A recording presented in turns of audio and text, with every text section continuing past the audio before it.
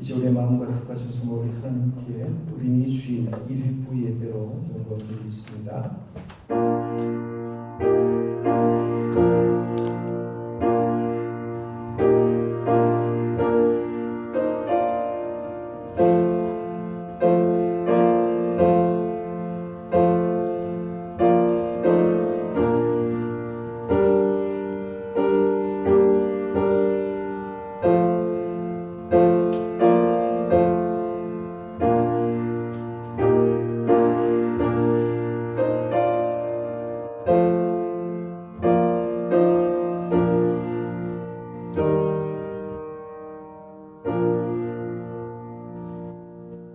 우리 가정에 함께 하시고 우리 가족의 참 아버지가 되시는 하나님, 감사와 찬송과 영광을 올려드립니다. 5월을 시작하는 첫 주일, 어린 주일을 맞이하여 저희들이 새싹과 같이 깨끗하고 순결한 마음을 가지고 성전에 나왔습니다.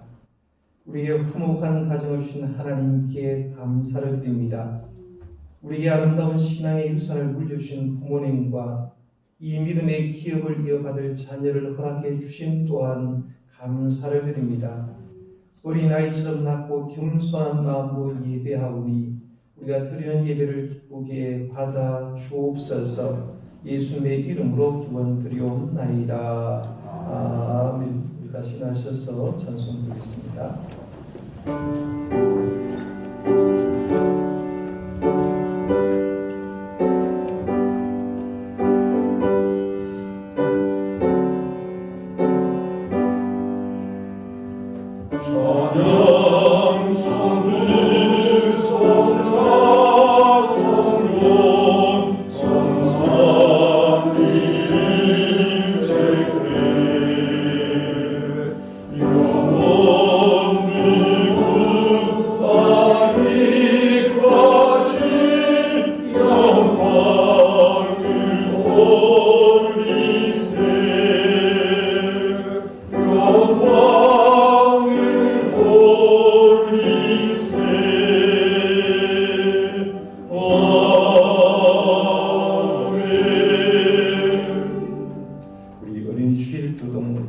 교독하도록 하겠습니다.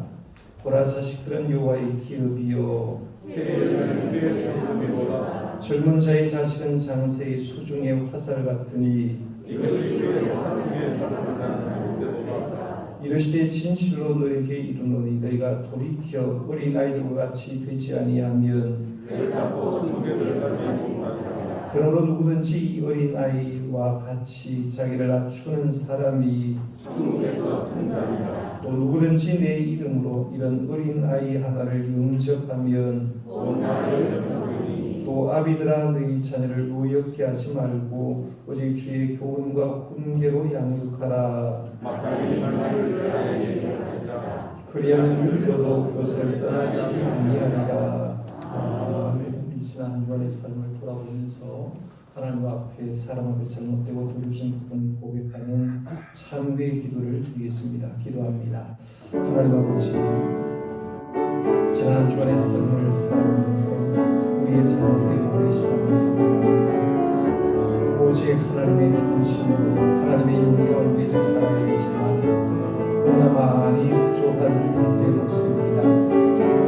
주일날 한 시간 예배 참석하는 곳에서 우리의 믿음 생활을 다니고 하나님의 모습을 보는 것이 아니라 우리의 삶에서 하나님의 영광을 드러내며 살아야 되는 것을 믿습니다.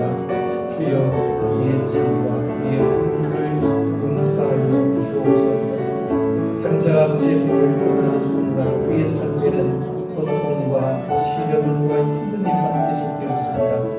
아버지 앞에 돌아올 때에 그런 아들의 집을 회복했는데 우리 아버지의 주일마다 하나님의 품을 떠났던 우리의 모습을 참회의 기도로 통해서 다시 돌아올 수 있도록 주님 인도하시고 깨끗한 심령 회복에서 하나님께 영광을 돌리게 하여 주옵소서. 때로는 가족의 마음을 아프게 했고 때로는 옆에 있는 그들의 마음을 아프게 했고 때로는 이웃의 마음을 아프게 했을 때가 많습니다. 주님, 우리의 잘못된 모습들, 오만하고 교만했던 우리의 모습을 주님 용서하여 주옵소서.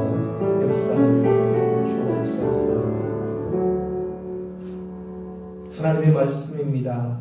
작은 자야 안심하라. 네 죄의 사함을 받았느니라. 이 말씀대로 여러분의 모든 죄를 예수님께서 십자가에 흘리신 보혈의 피로 깨끗하게 씻어 주신 줄 믿으시기를 바랍니다. 우리의 신앙을 사도신으로 고백하겠습니다. 나는 전능하신 아버지 하나님 천지의 창조주를 믿습니다. 나는 그의 유일하신 아들 우리 주 예수 그리스도를 믿습니다. 그는 성령으로 잉태되어 동정녀 마리아에게 선하시고 본디오 빌라도에게 고난을 받아 십자가에 못 박혀 죽으시고 장사된 지 사흘 만에 죽은 자 가운데서 다시 살아나셨으며 하늘에 오르셔 전능하신 아버지 하나님 우편에 앉아 계시다가 그로부터 살아있는 자와 죽은 자를 심판하러 오십니다. 나는 성령을 믿으며 거룩한 공교회와 성도의 교제와 죄를 용서받는 것과 몸의 부활과 영생을 믿습니다. 아멘. 우리 순간 치어서 찬송가 563장입니다. 찬송가 563장 본 다음에 윤상도 집사님 기도 인도하겠습니다.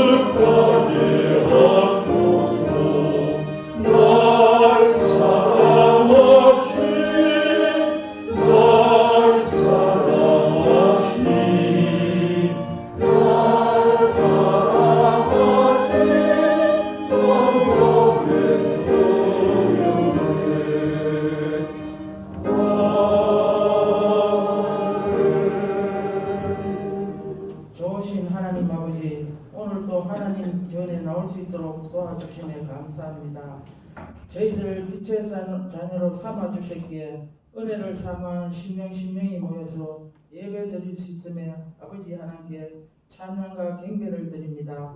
하나님 아버지, 때론 우리의 생각과 삶이 아버지의 기뻐하시는 뜻을 따라가지 못했음을 고백하오니 우리의 완악하고 추한 모습을 주님의 사랑으로 용서하여 주옵소서. 아버지 하나님, 오랜 가정의 달이기에 가족의 소중함을 알게 하시고 건강을 지켜주어서 감사합니다. 코로나19를 통해서 우리 자신의 연약함과 무능력함을 깨우쳐 주심도 감사합니다. 참 그리스도와 거짓 선지자를 구별할 수 있도록 도와주심도 감사합니다. 믿음으로 우리 신앙생활이 말씀을 듣고 읽고 묵상할 수 있는 은혜를 베풀어 주심도 감사합니다. 우리 교회를 이단으로부터 지켜주심도 감사합니다. 하나님 아버지, 코로나19가 우리 지역과 나라, 세계 가운데 속히 종식되어 일상적인 생활을 할 수 있도록 도와주옵소서. 어려운 경제 여건 속에서도 삶의 지혜를 주셔서 이 위기를 잘 극복할 수 있도록 지켜주옵소서.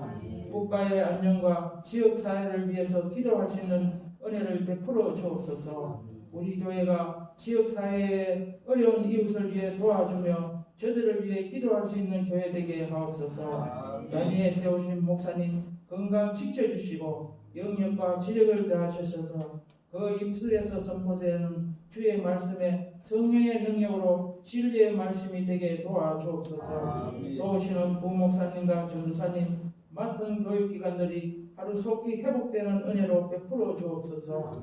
우리 교회가 드리는 모든 예배가 온전히 드리는 예배 되게 간섭하시고 모든 성도님들의 가정 또한 편안함으로 지켜주옵시며 교회가 교회 역할 잘 감당할 수 있도록 인도하여 주옵소서. 코로나19로 인한 어려움과 고통을 잘 이겨내며 슬기롭게 극복하는 5월이 되게 도와주시고 지켜주옵소서. 감사드리며 우리를 구원하신 예수님의 이름으로 기도드립니다. 아멘. 이어서 주님이 가르쳐 주신 기도로 기도하니 하늘에 계신 우리 아버지의 이름을 거룩하게 하시며 아버지의 나라가 오게 하시며 아버지의 뜻이 하늘에서 같이 땅에서도 이루어지게 하소서. 오늘 우리에게 일용할 양식을 주시고 우리가 우리에게 잘못한 사람을 용서하여 준 것 같이 우리 죄를 용서하여 주시고 우리를 시험에 빠지지 않게 하시고 악에서 구하소서. 나라와 권능과 영광이 영원히 아버지의 것입니다. 아멘.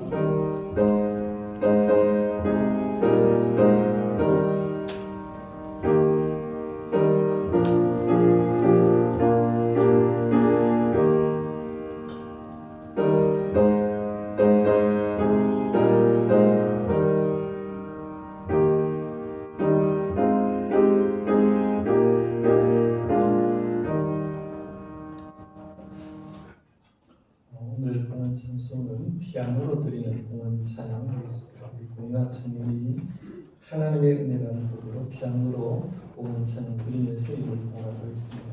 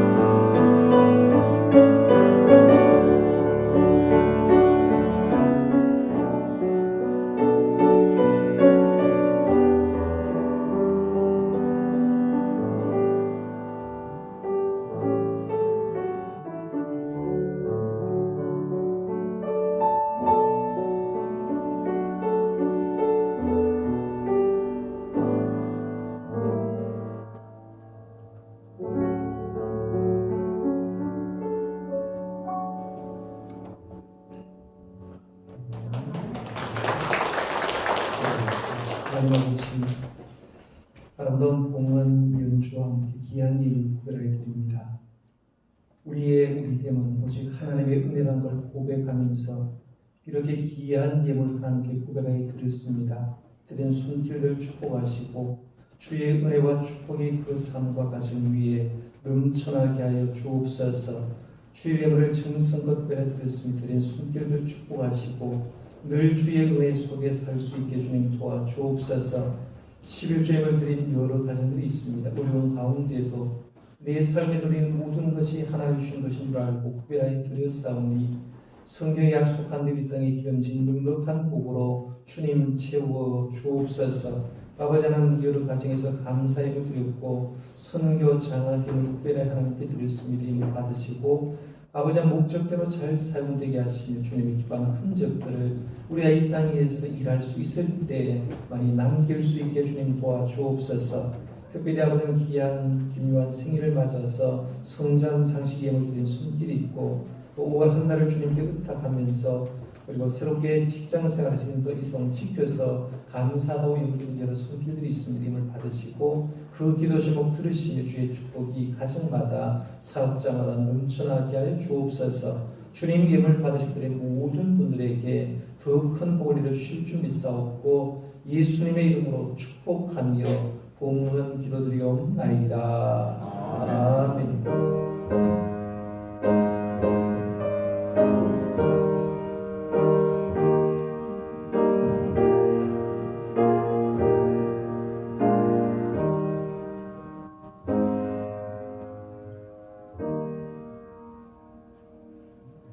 오늘은 우리 어린이 주일을 맞아서 특별히 축복하는 시간을 갖겠는데 먼저 유치부가 우리 교회에서 예배를 못 드릴 때 집에서 어떻게 생활했는지 성경 암송하는 모습을 영상으로 보시면서요. 영상 보는 사이에 우리 아이들이 쭉 앞에 나와서 서면 우리가 축복송 불러주고 축복 기도해주고 선물하는 시간이겠습니다. 먼저 영상을 보면서 아이들이 앞으로 나오도록 하겠습니다.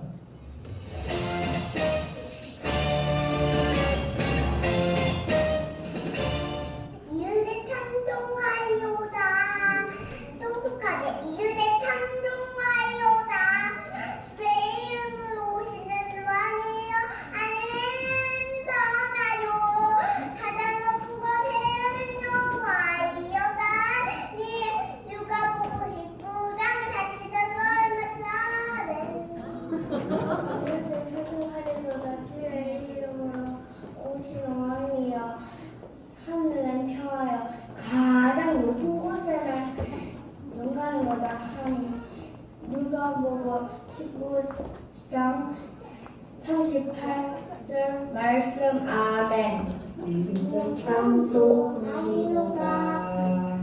이름으로 오시는 왕이여 하늘에는 평화요 가장 높은 곳에는 영광이 모나니 누가복음 19장 38절 말씀. 아멘. 이름은 찬송하리로다. 주의 이름으로 주의 이름으로 오시는 왕이여 하늘에는 평화요 가장 높은 곳에는 영광이로다 하니 누가복음 14장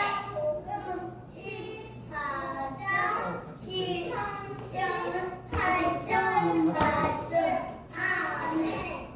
이름을 찬송하리로다.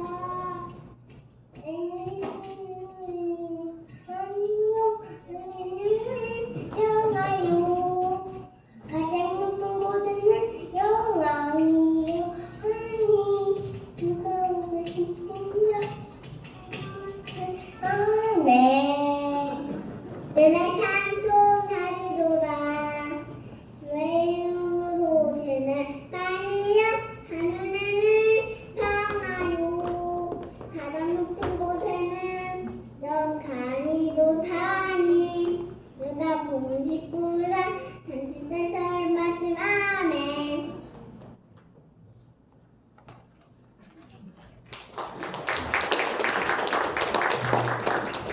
이렇게 우리 교회 예배를 드릴 때 열심히 암송한다고 했어요. 무슨 말은 잘 몰라도 아멘은 이렇게 들었어요. 우리 아이들을 위해서 우리 축복성 한번 선생님이고 축복성 한번 보내드리겠습니다. 박수 치시겠습니다.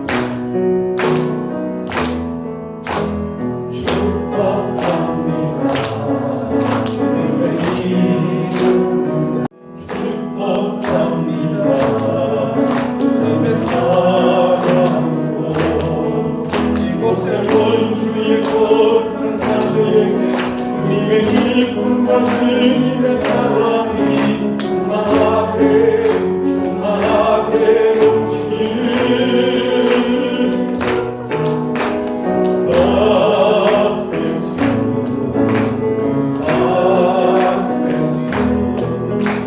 축복합니다. 주님의 사랑으로 오늘 손만 내주시고 제가 대표로 아이들 위해서 축복 기도하겠습니다. 하나님 아버지, 오늘 어린이 주일을 맞았습니다. 우리 교회 귀한 유치부, 아동부 친구들이 그동안 집에서 예배를 드리고 성경 암송하는 그런 모습도 봤습니다.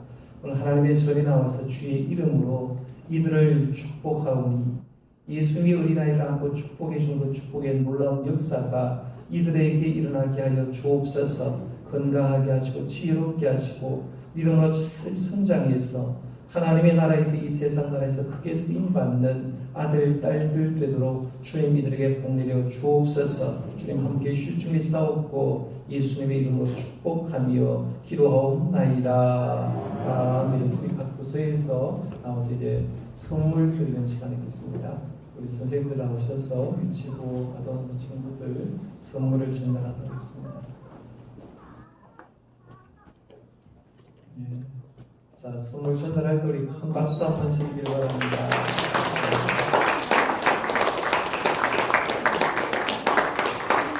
자, 인사하고 차렷 경에 인사하고 들어갑니다. 차렷 경에 인사하고 보시면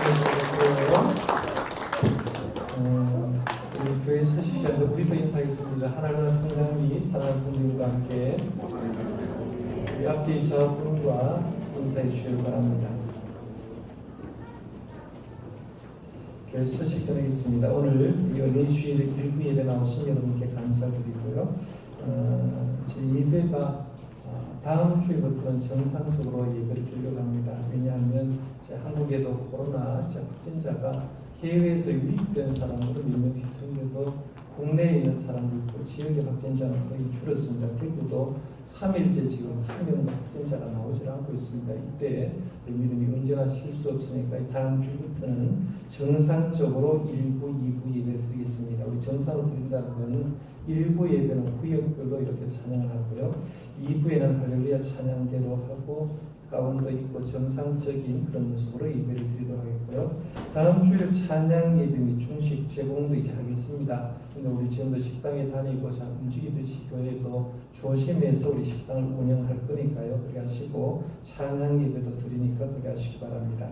수요 성령 기도는 우리 두 번째 주일 지난 다음에 예배를 드리고요. 이번 주 수요일까지 일반 예배 드리겠습니다.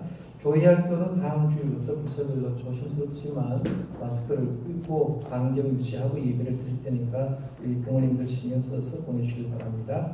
다음 주일은 우리 어버이 주일이고요. 중고등부에서 카네이션 달아드리고 다음 주일 찬양 예배를 드리면서 제가 그 예배 제목을 회복 감사 예배다 이렇게 한번 정해봤어요. 여러 가지 회복이 있죠. 예배도 회복이 되고 찬양 예배도 회복이 되고 또 코로나19에서 회복된다는 그런 의미로 회복 감사 예배라는 그런 이름으로 다음 주에 찬양 예배를 드리고요. 찬양 예배 때 우리 코로나19를 지나오면서 성도님들이 어떤 느낌을 받았는지 몇 분을 지금 뒤에 6분 정도 선정해서 어린아이부터 저희 우리 장로님까지 선정해서 3분 스피치를 한번 하려고 합니다. 그래서 자기 느낀 점도 하나님 앞에서 얘기를 하는 그런 시간을 갖겠습니다. 위원들은 잘 준비해 주시기 바라고요. 모임은 오늘 10시 10분에 임시정회가 있고 정기재직기 2부 예배하고 있습니다. 교육위원회도 이제 다음 주를 앞두고 정기재직기 후에 세가족실의 모임이 있겠습니다. 소그룹 모임 우리 구역 예배 선교의 등은 제 생각에는 6월달 정도 아마 시작할 예정이니까 조금만 더 기다리시고 6월달 좀 추후 결정해서 알려드리면 그때부터 하겠습니다. 다음 주 이제 주방공사부터 이제 시작되는데 오구역 손태규 장로님, 권기인 집사님, 또 권사님 김명희 권사님부터 세 분 이렇게 있는데요. 우리가 이제 식사를 못한 지가 벌써 이번 주까지가 11주고 다음 주가 되면 12주입니다. 석 달 동안 거의 교회에서 식사를 안 했기 때문에 분명히 먼지가 뽀얗게 묻었을 가능성이 많습니다. 우리 주방공사팀도 미리 준비하는데 좀 힘써주길 바라고요. 로덴 카페도 이제 몇 달 동안 쉬었으니까 물건들 다시 한번 정리해서 담당자는 좀 힘들지만 잘 준비해서 방역과 청결을 중요시 해서 준비해 주길 바랍니다. 주간 성경 구열을 많이 해주길 바라고요. 경로대학은 우리 다음 주 교육부 하지만 경로대학은 어르신들을 위해서 하반기에 개방을 하고 전반기에는 그냥 오는 사람들로 통해서 예배를 드리는 걸로 그렇게 하도록 하겠습니다. 감사는 이제 네 번째는요. 담임 목사 과정에서 빵과 우유를 준비했다 했는데 예수님이 진정으로 마지막 남긴 말씀 가운데 제6은이 뭐라고 했죠? 생각납니까? 지난주에 얘기를 했는데요. 내 양을 먹이라 했어요. 그래서 내 양을 먹이라 하고 지난주에 설교를 했는데 말씀만 먹이고 그냥 보내기가 좀 그래서 맨날 빈손으로 보내는 게 안타까워서 마지막으로 담임 목사 과정에서 뭐 큰 건 아니지만 빵과 우유를 준비했으니까 나가실 때 꼭 하나씩 받아가시길 바랍니다. 분조 성당국고점의 정금자 권사님 가정에서 외손자 우리 김요한 생일을 맞아서 해주셨습니다. 감사를 드리겠습니다.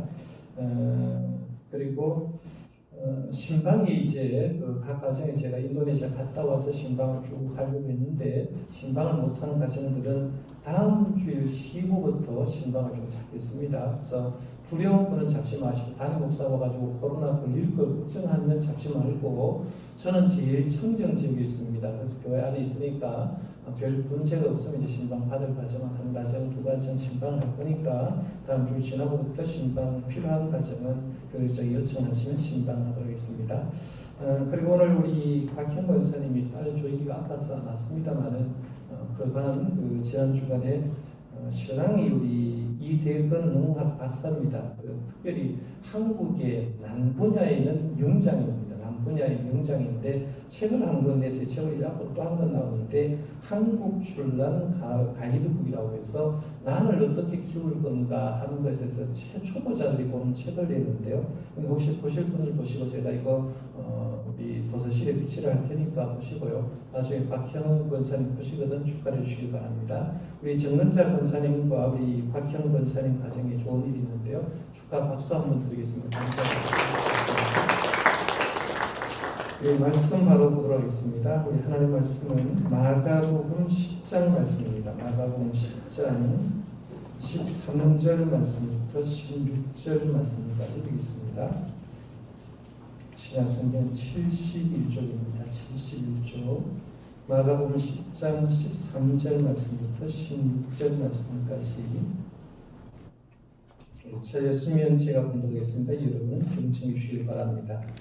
사람들이 예수께서 만져주심을 바라고 어린 아이들을 데리고 오매 제자들이 꾸짖거늘 예수께서 보시고 노하시어 이르시되 어린 아이들이 내게 온 것을 용납하고 금하지 말라. 하나님의 나라가 이런 자의 것이니라.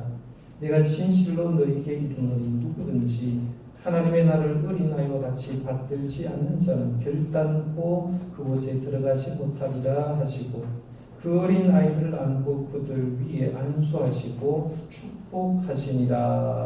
아멘.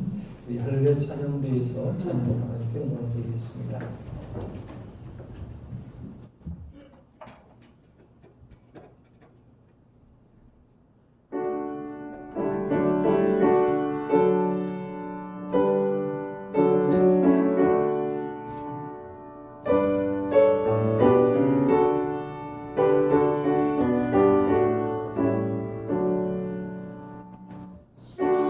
사랑의 밤 예수 너의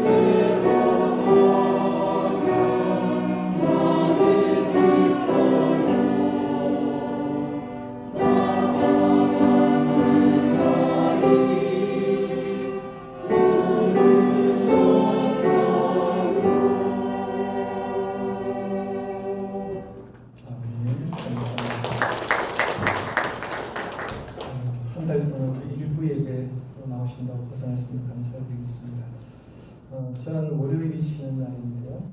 쉬는 날 가끔씩 시간이 있으면 시골에서 열리는 5일장 구경 가는 걸 굉장히 좋아합니다. 물론 자주는 가지 못하지만 가끔씩 5일장 구경하면 구경할 것들이 굉장히 많이 있습니다. 장상국들 물건 파는 거 보면 굉장히 재미있고요. 또 어르신들 나름대로 시골에서 뭐 상추나 이런 것을 해와서 자판을 갖다 놓고 이렇게 파는 어르신들 보는 것도 물건 파는 것도 좀 흥미롭다고 생각됩니다. 시골 장터에 가면 연세 많은 어른들이 장보러 옵니다. 할아버지 할머니들이 메고 와서 장보러 오고 길가에 이렇게 쭉 앉아있는 모습을 보면 마치 저희 아버지 어머니 보는 것 같아서 시골의 어른들 보는 것도 나름대로 마음속에 느끼는 것이 굉장히 많습니다. 또 장터마다 가보면 만나다는 그런 집이 있어요. 그래서 사실 별것 아닌데 우리 장에는 뭐가 유명하다라고 하면서 국밥 같은 어떤 파는 걸 보면서 별로 사실 그렇게 맛이 없지만 추억을 생각하면서 이제 국밥 한 그릇 먹는 것도 굉장히 재미난 일이다라고 생각해서 가끔씩 가는데요. 요즘 시골 장터에 가면 아쉬운 것이 하나가 있는데 그게 뭐냐면 옛날에는 시골 장터에 가면 큰 장에 가면 항상 떠들썩하게 모였던 곳이 있습니다. 그게 뭐냐면 떠들썩한 약장수들이 와가지고 사람들을 호객 행위를 하고 약을 선전했던 건데 요즘 가보니까 시골에 있는 약장수들을 보지 못합니다. 근데 옛날에는 장이 설 때마다 약장수들이 등장했지 않습니까? 춤추고 노래하고 북을 치면서 사람을 쭉 모아놓습니다. 모아놓으면 사람들에게 이제 정책 먹을 것을 약을 팔기 시작하는데요.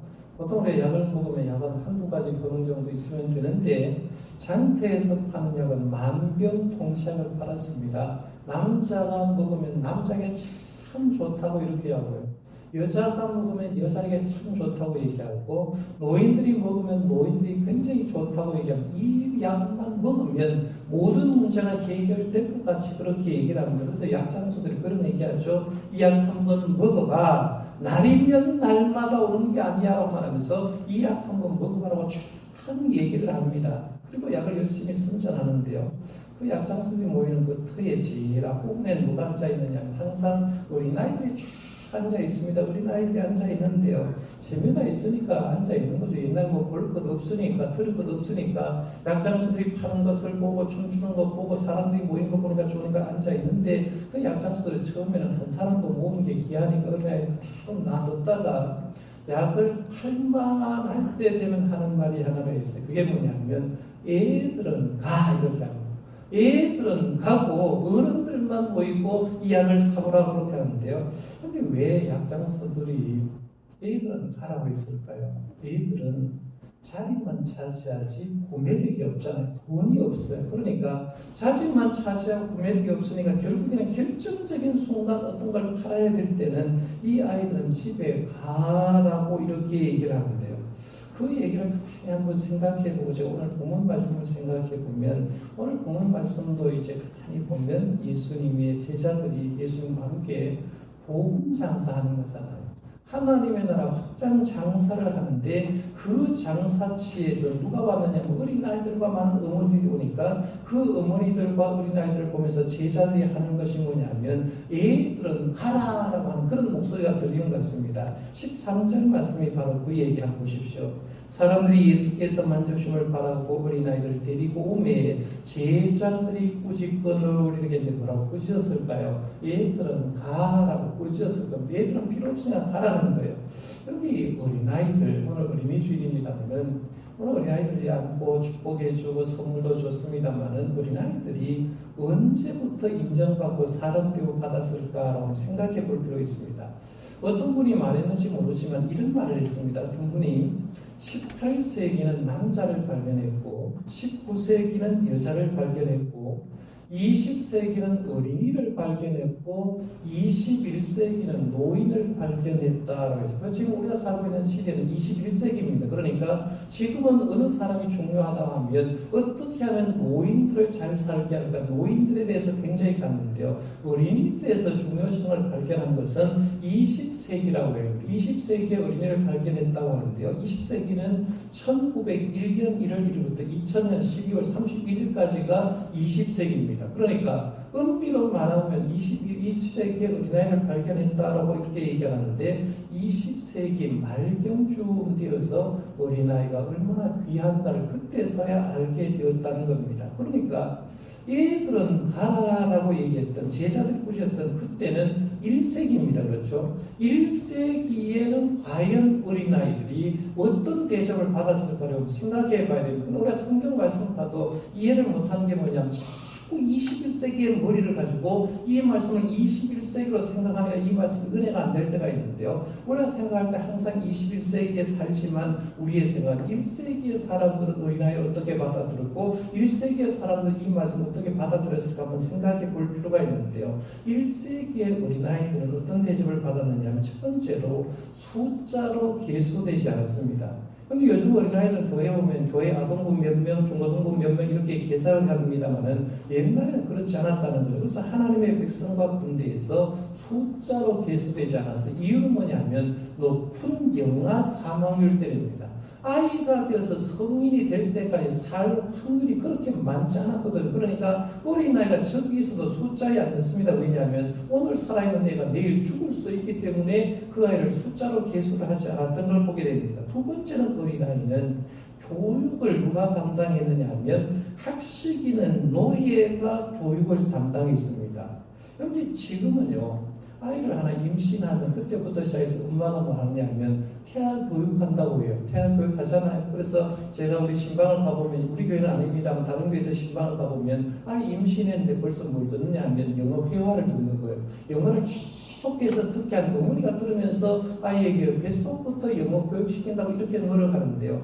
태아 교육, 영아 교육을 어떻게든지 열심히 시켜보려고 합니다. 그러니까 사실 우리 아이 교육하는 교육비가 너무 비싸서 애를 한 명 더 낳고 싶어도 교육비 때문에 겁이 나서 못 낳습니다 라고 이렇게 얘기하는 사람 많은데요. 근데 고대 시대는 그렇지 않습니다. 고대 로마 제국만 해도 아이들을 성장할 때 교육을 누구한테 맡겼느냐 하면 자기 집에 있는 학식이 있는 종에게 자기 아들 맡다. 요즘 말로 하면 말도 안 되는 소리죠. 내 아이 교육시키는데 진짜 훌륭한 사람 만나서 교육시켜야 되는데 우리 집에 있는 종 가운데 좀 똑똑하다는 종에게 내 자녀의 교육을 맡겼다는 거, 그걸 성경에는 옛날에 뭐라고 했냐면 몽학선생이라고 했고, 요즘 개혁 개정판에 보면 갈라디아서 3장 24절에 보면 초등교사라고 해서 내 아이의 교육을 우리 집에 있는 똑똑한 노예에게 했다는 말은 그만큼 그 시대 사람이 아이에게 신경을 안 썼다는 거예요. 그 다음에 그 시대의 아이는 부모에게 중속된 소유물로 취급을 했습니다. 물론 지금도 자기 자녀를 소유물로 생각하는 사람이 굉장히 많습니다만은 그 당시에는 경제적으로 집이 어려워요. 어려우면 경제적으로 부를 추구하기 위해서 어려우면 누구를 파느냐 하면 우리 집에 있는 아이를 하나 팔아버리는 거죠. 그래서 아이를 10만 원 주고 100만 원 주고 팔면 경제적인 부를 추구해서 아이를 팔았고요. 그 다음에는 자기의 소유물이기 때문에 결혼도 네가 누구 집에 결혼해라고 얘기하면 결혼하는 거예요. 우리가 살던 부모님 시대도 마찬가지죠. 소유물로 생각하니까 부모의 마음대로 결혼을 또 시켰던 것을 보게 됩니다. 그 다음에 네 번째는 그 당시에 기아나 기근 때문에 먹을 것이 없을 때는 제일 먼저 누구를 희생시켰느냐 하면 아이부터 희생을 시켜서 아이의 고기를 먹었다는 거죠. 그러니까 아이들이 먼저 어떤 먹을 것이 없을 때 희생이 되었고요. 그 다음에 다섯 번째는 이스라엘 주변 국가에서 이 우상을 섬기는 사람들은 신에게 제사를 할 때 인신 제사를 드렸다. 성경 말씀을 보면 인신 제사 드렸다고 이렇게 얘기하잖아요. 그런데 우리 생각에는 이해가 가는데 1세기 그 시대 그 이후의 세대를 쭉 들어가 보면 아이를 그 정도로 생각하기 때문에 아이는 인신 제사의 제물로 삼을 정도로 아이를 대접했다라고 보게 됩니다. 이렇게 고대는 아이들의 가치와 존재를 무시했습니다. 그러니까 자동적으로 예수님과 동행했던 예수님의 제자들도 아이를 보면서 누구의 눈으로 보느냐 하면 당시 일반 사람의 시선으로 아이를 보는 거죠. 아이가 가치 있는가 안 가치 있는가, 아이가 하나님의 나라에 필요한가 안 한다고 생각할 때 일반 사람의 생각으로 딱 보니까 이 아이들이 오는 것 별로 맞지 않다는 거죠. 그러니까 필요가 없으니까 오늘 말씀해 보신 13절에 한 얘기가 그거예요. 사람들이 예수께서 만져주심을 바라고 어린아이들 데리고 오매 제자들이 꾸짖거늘에 했어요? 꾸짖었다. 하나님의 나라의 어린아이가 왜 필요해? 주님의 복음 장사의 어린아이가 왜 필요해라고 하면서 이 제자들이 어린아이가 오는 걸 보면서 어린아이든 집에 가, 어린아이를 집에 보내는 것을 보게 됩니다. 그러면 이런 이해를 바탕으로 이제 쭉 보면서 조금 더 깊게 우리 13절 말씀을 들어가 볼 수가 있는데요. 지금 복음을 전하고 하나님의 나라 확장을 위해서 애쓰는 예수님께 사람들이, 어머니들이겠죠, 주로 어린아이들을 왜 데리고 왔을까 하는 겁니다. 성경은 이렇게 말하죠. 사람들이 어린아이를 데리고 오매라고 했어요. 사람들이 어린아이를 데리고 오매. 그리고 그 중간 부분에 이렇게 해서 데리고 온 이유는 예수께서 만져주심을 바라고 해서 만져주심을 바라고. 같은 본문이 마태복음 19장 13절에는 안수하고 기도해 주심을 바라고 했다고 했어요. 그 다음에 누가복음 18장 5절에 보면 만져주심을 바라고라고 했는데 만져주심과 안수하기도 각각 떨어지는 게 아니라 내가 지금 만져준다는 말은 안아준다는 말이고 만져준다는 말은 기도해준다는 말이거든요. 그러니까 만져주심 안에 안수 기도의 모든 행위가 포함되었다고 볼 수가 있는데 그래서 그 만져주심의 행위가 오늘 말씀에도 16절에 보면 그 어린아이를 안고 그의 위에 안수하시고 축복하시니라 라고 했습니다. 여기에 지금 빨간 글자 만져주시고 제가 지금 강조를 해봤어요. 예수님의 만져주심은 공생사가 잘 보면요 만져줄 때가 참 많았습니다. 나병 환자들이 당시에 저주받은 병이라고 취급했거든요. 부정한 취급을 받았어요. 그래서 나병 환자들은 정상적인 사람이면 나는 부정하다라고 했는데 이 나병 환자를 예수님 만져주면서 손을 내밀어서 만져줬습니다. 그러면서 마태복음 8장 3절에 보면 내가 원하니 깨끗함을 받으라라고 선언했습니다. 나병 환자를 주님은 더럽다 하지 않고 그의 손을 만졌더니만 나병이 깨끗하게 나았다라고 얘기를 합니다. 마태복음 8장 15절 말씀에 보면 예수님 베드로의 장모의 집에 들어갔는데 들어가 보니까 베드로의 장모가 열병으로 알아 누운 거죠. 요즘 말하면 죽을병에 앉아 누운 거예요. 그런데 예수님은 그 베드로의 장모의 손을 만져줬다 했어요. 만져주니까 열병에서 떠났고 열병에서 고침받은 베드로의 장모는 건강을 회복하고 예수님께 수종들었다, 예수를 섬겼다는 말도 나옵니다. 마가복음 7장에 보면 예수님이 기먹고 말 더듬는 사람도 나와요. 기가 먹으니까 안 들리니까 말을 잘 못했어요. 더듬는 사람 만났어요. 예수님 어떻게 고치냐면 손가락을 여서 못 듣는 사람 귀에 넣고 침을 뱉어가지고 그 사람 혓바닥에 딱 대면서 뭐라고 했냐면 유명한 말 했죠. 에바다 했어요. 열려라.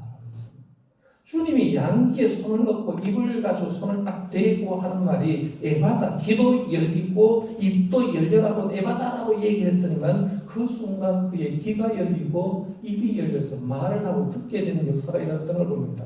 이렇게 예수님의 만져주심의 얘기를 하려면 성경에 너무 많습니다. 여러분 한번 참고해 주시길 바라고요. 예수님 이렇게 많은 병자들도 만져주었지만 심지어는 죽은 사람도 만져줬습니다. 회당장 야이로의 딸 12살 먹은 회당장 야이로의 딸도 가서 손을 대고 만졌더니만 일어서는 걸 보게 되고요. 나이성 과부의 아들이 장례식을 치러서 간을 가지고 오는데 간 위에 손을 대서 만져줬더니만 이 나이성 과부의 아들도 그 자리에서 일어서서 살아나는 놀라운 역사가 일어난 걸 보게 됩니다. 그러니까 예수님의 만져주심은 그 당시에 주님이 딱 손만 대면 어떤 문제가 있던 사람도 병이 낫고 고침받는 역사가 일어나니까 사람들이 예수님의 만져주심을 바라는 건 당연한 거예요. 주님만 터치해버리면 놀라운 역사가 일어나니까 오늘 말씀에 보면 사람들이 예수께서 만져주심을 바라고 예수께 왔다라고 얘기를 하는 거예요. 그런데 성경 말씀에 보면 예수님이 사람을 만져줄 역사가 일어났지만 또 간절한 마음으로 어떤 사람이 찾아가서 자기의 노력으로 예수를 만져서 기적의 역사가 일어나는 사람도 있습니다. 그 사람 대표적인 사람이 누굽니까? 12해를 혈루증을 앓던 여인 아닙니까? 12년 동안 혈루증의 병에서 고침받지 못하는데 예수님께로 가면 예수님과 만남이 역사가 일어난다고 생각하고 그가 예수님 가신 그 길 뒤로 쭉 와가지고 자기 보면서 예수님의 옷자락을 만지는 거죠. 그가 제가 이 옷자락을 얘기할 때는 그냥 옷을 얘기하는 게 아니라 율법을 상징하는 옷술 613가지를 걸치고 있었는데 그 옷술을 만졌다고 했어요. 말씀을 만지고 예수를 만졌는데 있는데 그렇게 옷을 딱 만지는 순간에 12년 동안 괴롭혔던 혈루병에서 그 자신이 깨끗하게 나고 예수님도 자기의 능력이 나와서 깨끗하게 치유된 사건을 우리가 너무나 잘 압니다. 누가복음 6장 19절에 보니까 또 이런 얘기를 했어요. 온 무리가 예수를 만지려고 힘쓰니 이는 능력이 예수께로부터 나와서 모든 사람을 낫게 함이르라 했어요. 여기 제가 만져주심을 지금 설명하면서 이렇게 했어요. 예수님이 환자를 만지니까 역사에 나왔다. 그런데 예수님이 환자를 만날 때도 역사에 났지만 환자들이 예수님을 찾아가서 만져도 역사가 일어나더라는 거예요. 중요한 건 만져주심의 역사가 일어날 때 거기는 놀라운 역사가 일어나더라는 거예요. 저는 이런 만져주심의 복을 저와 여러분들도 경험할 수 있기를 바랍니다. 내가 지금 하나님의 전에 나왔어요. 많이 우울하고 힘들어요. 요즘은 마음적으로 이제 막 병이 들어요. 힘들 거면 사는 게 힘들어요. 마음이 답답하고 우울한 분에게 주님께서 여러분의 마음을 만져주시길 바랍니다. 그럼 회복이 되는 거예요. 우리가 질병이 있냐고 했을 때 물론 의사를 찾아가고 약을 먹어야 되지만 내 질병을 주님께서 만져주시면 주님께서 여러분 만져주는 순간에 그 상처에서 치료 받을 줄 믿으시길 바랍니다. 가정의 어려움도 내가 해결하지 못하는데 주님이 우리의 가정의 문제를 터치해 주심으로 통해서 예수님이 만져주는 역사가 일어나기를 바랍니다. 나아가서 예수님도 우리를 만져야 되지만요. 우리도 적극적으로 주님을 만나고 만지려고 노력해야 됩니다.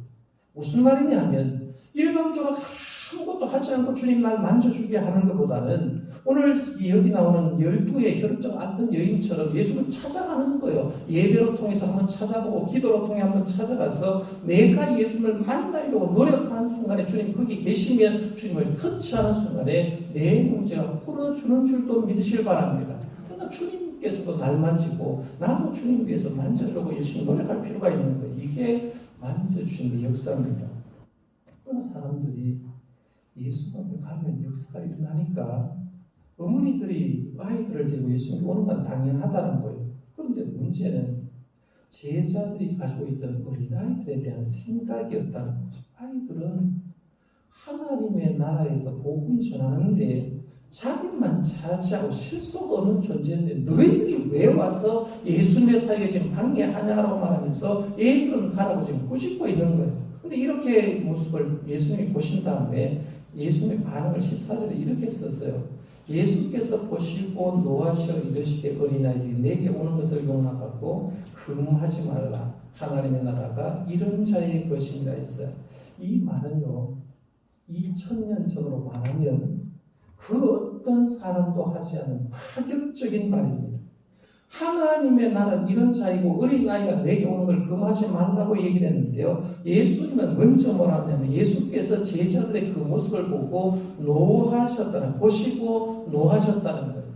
여러분 예수님도 화낼 때 있을까요? 없을까요?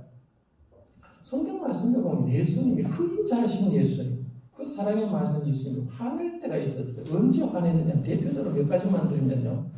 성전에 딱 가니까 성전은 내 집이 만민이 기도하는 집이었고 성전에 가면 하나님께 예배를 드려야 되는데 성전이 부패한 모습을 보고 예수님이 화를 냈죠. 저주와 심판의 말씀을 하면서 무섭게 화를 냅니다. 그다음에 마태복음 23장에 보면 서기관과 바리새인들에게 그들이 말씀대로 살지 않으니까 화 있을진저라고 말하면서 그들에게도 심판의 메시지를 전하는 걸 보게 됩니다. 오늘 본문에도 예수님은 제자에게 화내는 거예요. 야! 왜 하나님의 나라에 어린아이들이 오는데 왜 어린아이들이 오는 것을 너희들이 막느냐 하면서 화를 내는데 이 예수님의 분은 딱 한마디로 말하면 의분입니다. 의분. 기준이 하나님과 하나님의 뜻에 안 맞는 짓을 하는 사람은 그 어떤 순간에도 화를 냅니다. 성전에서 베드로에게, 제자에게, 바리새인과 서기관에게 화를 내는 것을 보는데요. 주님은 우리들도 바르게 살지 못할 때 화를 낼 겁니다. 그러니까 예수님의 애들이 가라는 그 제자들을 보시고 예수님이 화를 내시면서 이렇게 했어요. 야, 하나님의 법은 그게 아닌데 왜 너희들 그걸 몰라라고 말하면서 14절에 얘기하는 게 그거예요. 그래서 이어지는 말씀을 보십시오. 어린아이들이 내게 오는 것을 용납하고 금하지 말라. 하나님의 나라가 이런 자의 것이니라고 해서 어린아이가 완벽한, 하지 못하지만 하나님의 나라가 완벽한 사람이 들어가는 것이 아니기 때문에 어린아이가 오는 걸 막지 말라는 거예요. 그리고 보통 하나님의 나라는 완벽한 사람 들어가는 줄 착각합니다. 근데 성경 어디에도 완벽한 사람 없어요. 믿음으로 하나님의 나라 들어가지 않습니까? 우리가 만약 하나님의 나라가 완벽하다고 하면 여기 있는 사람들 중에 하나님 앞에 갈 사람 없어요. 그래서 마태복음 21장 28절 얼마나 잘하는 말씀 이렇게 말하죠. 수고하고 무거운 짐진 자들아 다 내게로 오라. 내가 너희를 쉬게 하리라. 힘들 때 수고하고 무거운 짐진 사람들, 힘든 사람 오라는 거, 예수 믿고 오라고 해서. 그러면 여기에 수고하고 무거운 짐진 자는 어린아이도 포함이 됩니다. 그런데 왜 어린아이들이 내게 오는 것, 하나님의 나라를 이루고 하는 걸 왜 막냐. 그러면서 15절에 드디어 예수님은 하나님의 나라에 들어올 자를 이런 사람이 들어올다고 하면서 쐐기를 박는 말씀을 제 제자들에게 해줍니다. 15절 말씀은 굉장히 귀한데요. 같이 한번 읽어볼까요? 15절 시작. 내가 진실로 너희에게 이르노니 누구든지 하나님의 나라를 보는 나이와 같이 받들지 않는 자는 결단코 그곳에 들어가지 못하리라 하시고. 아멘. 제가 빨간 글씨만 예수님이 하시는 말씀만 다시 한번 읽어볼게요. 내가 진실로 너희에게 이르노니 누구든지 하나님의 나라를 어린아이와 같이 받들지 않는 자는 결단코 그곳에 들어가지 못하리라 했는데, 여기서 하나님의 나라에 들어갈 자격을 얘기할 때 어린아이와 같이 하나님의 나라를 받드는 자를 얘기했어요. 어린아이가 하나님의 나라를 받든다는 말은 뭘까요? 여러분, 어린아이의 특징이 뭡니까? 보통 우리가 아이들 특징을 얘기하면 라고 얘기합니다. 단순합니다라고 얘기를 해요. 그런데 사실은 어린아이도 순수하지 못하고요, 단순하지 못합니다. 여기서 말하는 것은 지금 제가 설교를 시작하면서 20세기를 보지 말고 어린아이를 발견하면 20세기에 발견했는데 고대 시대의 어린아이를 생각해야 된다고 했어요. 고대 시대의 어린아이들은 연약한 존재입니다. 부모가 도와주지 않으면 얘는 살 방법이 없습니다. 그러니까 지금 어린아이와 같이라는 말을 했을 때, 어린아이와 같이 하나님의 나라를 받들어야 된다라고 했을 때, 이 어린아이와 같다는 말은 이런 거예요. 어린아이가 부모의 도움 없이는 살 수 없는 것처럼, 절대적으로 부모를 의지하는 것처럼 하나님을 절대적으로 의지하는 사람만이 하나님의 나라에 들어갈 수 있다, 이런 말입니다. 팔복 가운데요, 누가복음에는 팔복을 제일 첫 번째 복을 이렇게 소개합니다. 너희 가난한 자는 복이 있나니 하나님의 나라가 너희 것이며. 마태복음 5장 3절에 보면 신령이란 말 앞에 더 넣어서, 근데 원래 주님의 뜻은 가난한 자는 복이 있나니 이런 말이에요. 근데 우리는 가난하다라고 했을 때 사실은 비교급에서 저도 가난하고 여러분도 가난하고 이렇게 얘기하지만, 그 가난하다는 일상적으로 이제 가난하다 이렇게 표현하지만 헬라에는 가난이라는 말을 두 가지 단어를 씁니다. 하나는 네페스라는 단어를 써요. 일반적인 가난입니다. 빠듯하게 살아가는 거죠. 오늘도 일해서 먹고 사는 사람들 네페스에 가난해요. 두 번째 단어는 푸토코스라는 단어를 썼어요. 절대적인 가난입니다. 저 사람 너무 가난해서 누가 도와주지 않으면 못 사는 사람들, 이런 사람들을 얘기하는 거죠. 그러니까 절대적으로 가난한데, 팔복에서 말하는 가난은 두 번째 단어예요. 푸토코스의 가난입니다. 절대적으로 가난한 자는 복이 있나니 그들이 천국이 것이요, 천국이 그들의 것이요라고 하는 거예요. 쉽게 말하면 이런 거예요. 하나님이 저 사람 안 도와주면 못 산다고 생각하고 하나님을 의지하는 사람이 복이 있다. 그 사람이 바로 천국에 들어간다, 이 말이에요. 여러분 어떻습니까? 하나님 안 도와줘도 살 수 있죠. 하나님 안 도와줘도 먹고 사는 거 걱정 없죠. 이런 마음이 있으면 천국 못 들어간다는 얘기입니다. 오늘 내 생명, 내 삶을 하나님이 안 도와주면 못 산다고 생각하는 그런 가난에 있는 사람만이 천국에 들어간다고 얘기하는 거죠. 그러니까 그런 영적인 가난을 얘기하는데요. 오늘 말씀에도 이제 어린아이 같이 하나님을 받든다는 말은 이런 가난한 마음으로 아버지를 의지하듯이 하나님을 의지하는 사람만이 하나님께 간다는 거예요. 그런데 오늘 본문을 재미있게 보려면 이어지는 말씀 한번 보십시오. 오늘 본문 뒤에 보면 어린아이를 축복하고 그 다음에 나온 게 뭐냐면 재물이 많은 청년 얘기가 나옵니다. 청년도 뭘 얘기하느냐 하면 영생에 관심을 많이 가졌어요. 어떻게 하면 영생 얻을까요? 계명주 얘기를 하다가 예수님이 그 청년에게 얘기를 합니다. 4개 동사를 썼어요. 이 재물을 팔아, 가난한 자에게 주고, 주님께 와서 나를 따라. 4개 동사 딱 얘기를 해요. 네가 지금 재물이 많은데 그거 팔아서 가난한 자에게 주고 나에게 와서 나를 따르면 영생이 주어진다고 얘기하니까 성경 말씀 그때 보면 그 사람은 재물이 많은 거로 근심하여 집에 돌아갔다라고 하는 거죠. 왜? 자기는 하나님보다 의지할 것 재물이 있었기 때문에 그걸 의지하지 않고 돌아갔다라고 얘기하는 거죠.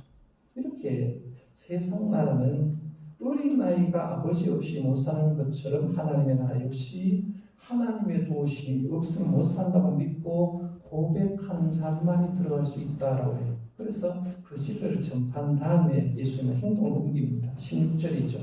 그 어린아이들을 안고 그들 위에 안수하시고 축복해 주셨다.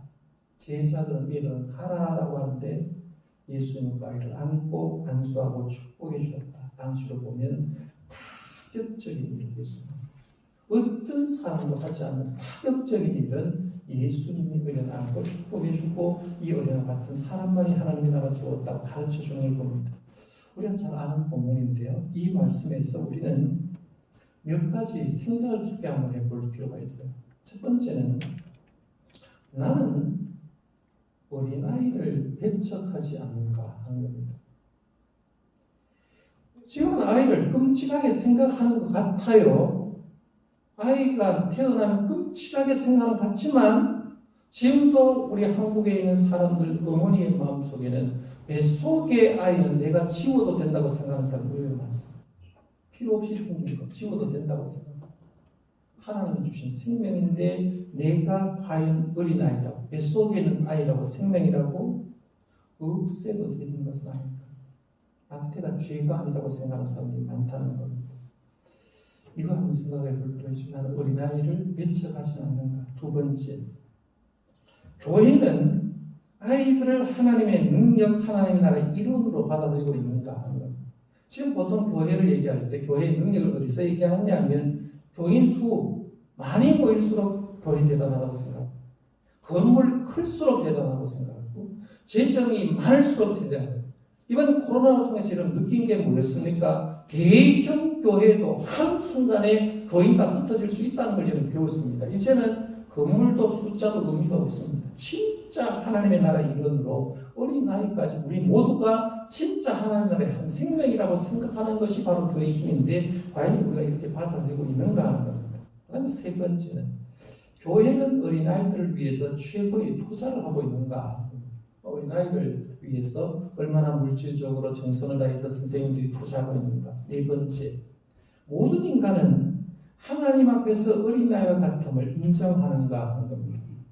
보통 우리는 이렇게 생각해서 내가 쟤보다는 많이 배웠으니까 낫다라고 생각합니다.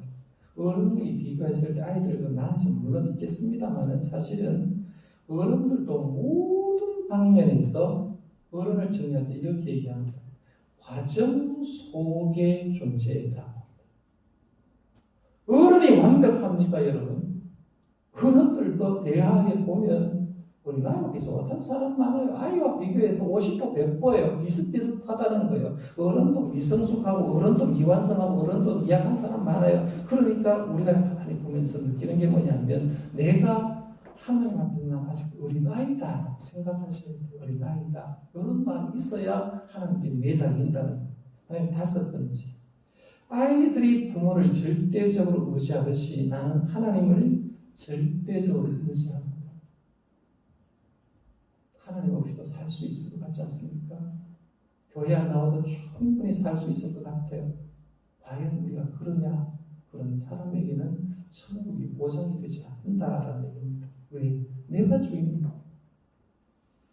이 질문에 다섯 가지 질문을 한번 생각해 보면서 지금 내게 부족한 부분은 뭔가 한번 파악하고요. 그 부족함을 채우려고 노력하는 어린이 주의 메시지를 듣고 한번 살아갈 수 있는 저 여러분들 되시기를 바랍니다. 기도하겠습니다.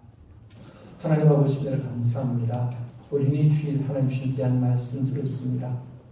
어린이를 생각하는 것, 그저 20세기에 와서 어린아이들이 얼마나 중요한지 알게 되고 이렇게 어린이 주일까지 지키고 있습니다마는 이 말씀 속에서 하나님이 원하시는 음성을 듣고 우리의 삶에서 고쳐야 될 것, 낮아져야 될 것, 어린아이처럼 변해야 될 것이 무엇인지 생각하고 더 주님의 메시지에 답게 아멘하며 삶으로 살아갈 수 있도록 인도하여 주옵소서. 예수님 이름으로 기도드리옵나이다. 아멘. 우리 다시 나셔서 찬송가 570장 보겠습니다. 570장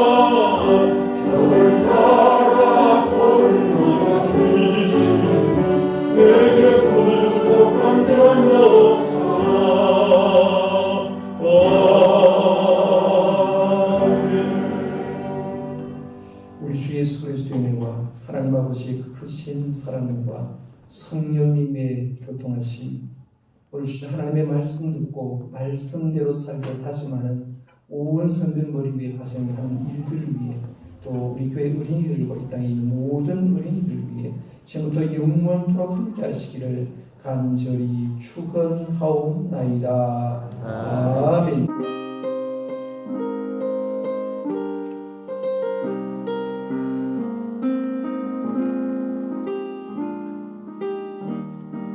정동교회여 인연에다 나팔 불며 선포하라. 가난한 자 눈먼 자 포로된 자들아 자유와 해방이다. 새로운 출발 꿈을 꾸자. 요셉처럼 비전으로 펼쳐가라. 주빌리 주빌리 할렐루야 하매 이 땅의 희망 정동교회 정동교회여 인연에다 준비하며 나아가라. 그동안의 고통과 아픔 가운데 견고한 주님 나라 실현되었네. 50여 곳 해외교회 건축 성전 건축 폐가 성장 주빌리 주빌리 할렐루야 하매 작은 천국이로다. 정동교회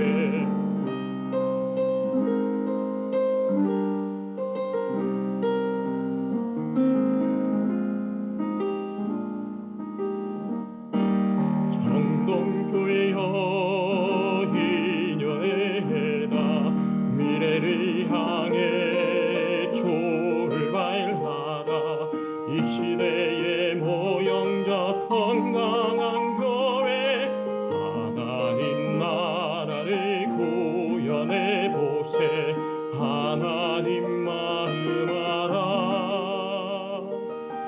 무행정적 역사 이루라. 주빌리 주빌리 할렐루야 아멘. 축복의 땅